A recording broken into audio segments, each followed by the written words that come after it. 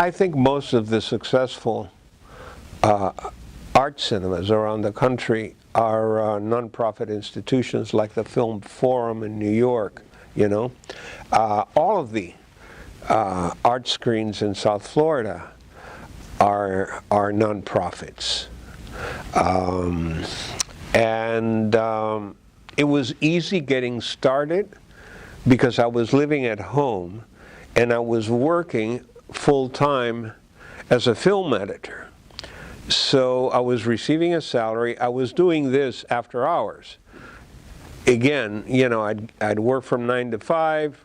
I'd start my first show at 8. I'd do a couple of shows, 8 and 10. And so I was able to keep my full-time job, and my full-time job was actually paying for film exhibition. And there are two kinds of theaters. You mentioned concessions.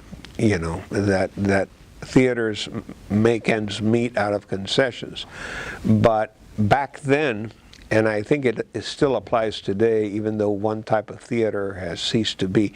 But the only two theaters that don't really make a killing for some reason with concessions back then were art cinemas, one, and I guess because the audience was not so much into jujubes and sodas and Hershey bars and all that, but into more exotic, you know, things. And we have more exotic things these days, at least here at the cinema. And the other theater that didn't make its money from concessions were porno theaters, because for obvious reason people didn't go to porno theaters to eat popcorn, whatever it was that they went to do. But those no longer exist, you know, what with porno being easily accessible on the web.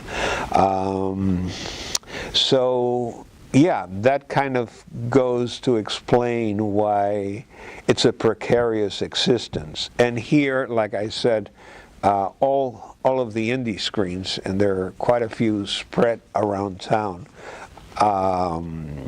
exist, but by the grace of, you know, being a nonprofit institution.